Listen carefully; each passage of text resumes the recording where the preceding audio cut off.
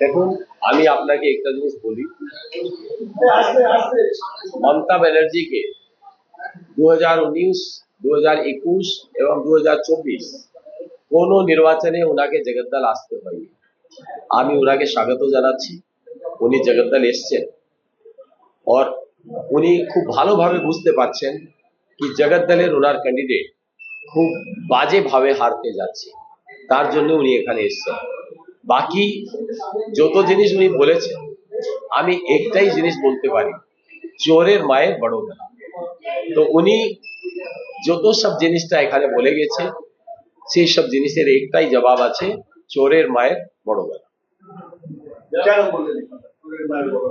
দেখুন, উনি তো জানেন ওনার যে পার্টির ক্যান্ডিডেট আছে তার কি কি কার্যকলাপ আছে, তাকে পুরো জগদ্দলের বাচ্চা বাচ্চা কি নামে জানে, কিভাবে ফ্যাক্টরিতে বন্ধ করা হয়েছে, তার লোহাগুলোকে স্ক্র্যাপ করে কিভাবে আত্মসাৎ করে নেওয়া হয়েছে, কিভাবে সব জায়গায় তোলা তোলা হচ্ছে, কিভাবে পুরো পৌরসভাতে দুর্নীতি চলছে, কিভাবে প্রত্যেক পঞ্চায়েতে দুর্নীতি চলছে, ওনার বিদায়ী বিধায়ক কি কি কার্যকলাপে যুক্ত আছে।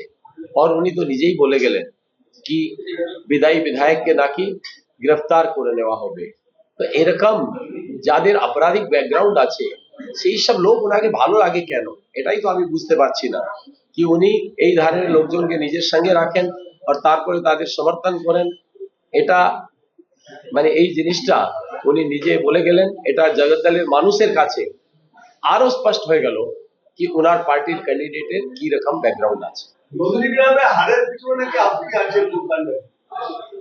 দেখুন, গণতন্ত্রে যে গণদেবতা আছে তারাই শেষ কথা বলে।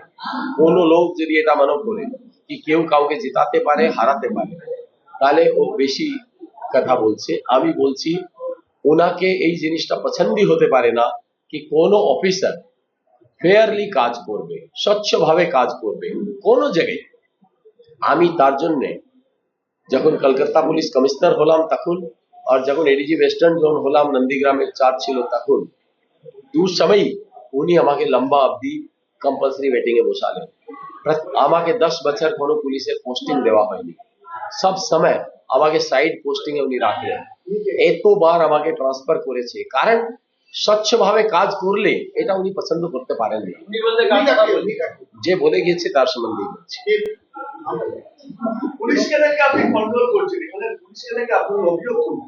দেখুন, পুলিশকে তো নির্বাচন কমিশন কন্ট্রোল করছে।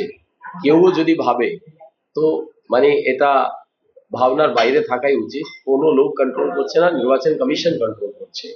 এবং আমরা এখনো যেটা দেখেছি কি এখনো কিছু কিছু 95% পুলিশ অফিসাররা খুব ভালো, 5% কিন্তু চটি চাটা অফিসার আছে, ওনার ওটাই পছন্দ হয়। উনি তো সবসময় চটি চাটা অফিসারদেরকে রিওয়ার্ড করেছেন জীবনে।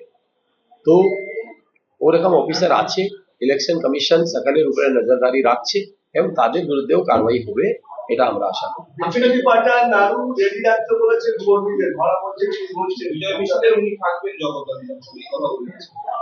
আমাদের বিজয় মিছিলে উনি আসলে ভালো লাগবে, লোকজনও খুব খুশি হবে। আমাদের বিজয় মিছিল বড় বেরোবে, বিজেপির বিজয় মিছিল বেরোবে ক্যালকাটাতেও খুব বড় করে। তো এটা ভালোই হবে, ওতে উনি যদি আসবেন তো খারাপ হবে না। দ্বিতীয় জিনিস, উনি যে ধরনের উস্কানি মহিলাদেরকে দিয়েছে ইলেকশন কমিশনের লোকজনের বিরুদ্ধে, নির্বাচনে যারা কাজ করছে তাদের বিরুদ্ধে উল্টো করে ফাঁসানোর জন্য, আর এই যে বীজকুড়ি পাতার নাড়ু যে জিনিসটা উনি বলে গিয়েছেন মানুষের জন্য, এরকম জিনিসটা উনি বলছেন, সব উল্টা জিনিস যেটা বলছেন এটা ঠিক হবে না। মানুষকে এভাবে উস্কানি দিয়ে নির্বাচন কমিশনের বিরুদ্ধে কাজ করা যে জিনিসটা উনি বলেছেন, সেটা আমরা নির্বাচন কমিশনকে রিপোর্ট করব এবং উচিত ব্যবস্থা নেওয়ার জন্য আমরা অনুরোধ জানাবো। দেখুন, কোনো উস্কানি উনি যেভাবে দিচ্ছেন মানুষকে, যে এদেরকে ফাঁসাতে হবে যে কোনো ভাবে, তো এইভাবে যদি কোনো চিফ মিনিস্টার স্টেজ থেকে লোকজনকে বলে তাহলে এটা উচিত। এটা মানুষকে স্বচ্ছভাবে নির্বাচন হতে যাচ্ছে, উনি এইভাবে যদি উল্টা পাল্টা লোকজনকে উস্কানি দেবেন তো এটা নির্বাচনের কাজের মধ্যে বাধা দেওয়ার তুল্য আছে। আমি নির্বাচন কমিশনকে এটা জানাবো এবং তাদেরকে এর মধ্যে উচিত কারবাই করার জন্য রিকোয়েস্ট করব। সিএম একটি বিস্ফোরক মন্তব্য করেন যে আপনি কি আমি 10 বছর ধরে সাইড পোস্টিং এ বসে আছি, উনি আমাকে দুবার উনি আমাকে কম্পালসারি ওয়েটিং এ বসিয়েছে। ইভেন আমার রিটায়ারমেন্টের 5 দিন আগেও উনি আমাকে আবার দণ্ডাত্মক ট্রান্সফার করেছে, যেটা নর্মালি করা হয় না পেনশনের আগে। পেনশন পেপার তৈরি হয়ে যাওয়ার পরে লোককে ট্রান্সফার করা হয় না, উনি 5 দিন আগেও আমাকে করেছে। বিকজ আমি তো চটি চাটা অফিসার ছিলাম না।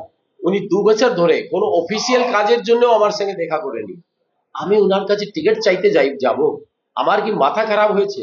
তাও একটা জিনিস বোঝা যাচ্ছে, উনি স্বপ্ন খুব ভালো দেখছেন, উনি স্বপ্নের দুনিয়ায় আছেন, তো ভালো থাকুন। মানে উনি খুব যেটা নিজের টাকার সম্বন্ধে উনি হয়তো বলছিলেন, বিকজ ওনার তো এইসব হিসাব ইডির এসব দেখছে, তো ওটা হতে পারে ওই সব গুলিয়ে ফেলছেন কোথায়। তো ওনার এইসব স্বপ্নটা আসে যে অফিসারদেরকে আপনি সব সাইডে পোস্টিং করে রাখেন, সবকিছু করেন, যখন তারপরে ওরা আপনার চটি চাটতে পারছে না, এটা দিয়ে কত কষ্ট হয় জগদ্দলের জনতার জবাব। উনি তো বিছুটি পাটার নাড়ু খাওয়াবে বলেছে, না, উনি আসলে আমরা ভালো রসগোল্লাই খাওয়াবো, যেমন আমাদের বিজয় মিছিল হবে, এখন আমরা ওনাকে ভালো রসগোল্লা খাইয়ে স্বাগত জানাবো। আমার বিজয় মিছিলে যদি উনি আসেন, খুশি হব।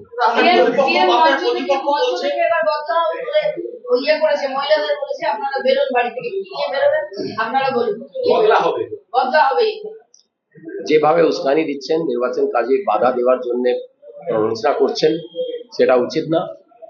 আমরা নির্বাচন কমিশনকে জানাবো কি এই ধরনের প্ররোচনা যদি ওনার লেভেল থেকে দেওয়া হয় সেটা ঠিক নেই, নির্বাচন কাজের বাধা, এইটা মানুষকে উস্কানি যে উনি দিচ্ছেন এটা ঠিক করা হচ্ছে না, তার বিরুদ্ধে উচিত কারবাই যেন ইলেকশন কমিশন করে।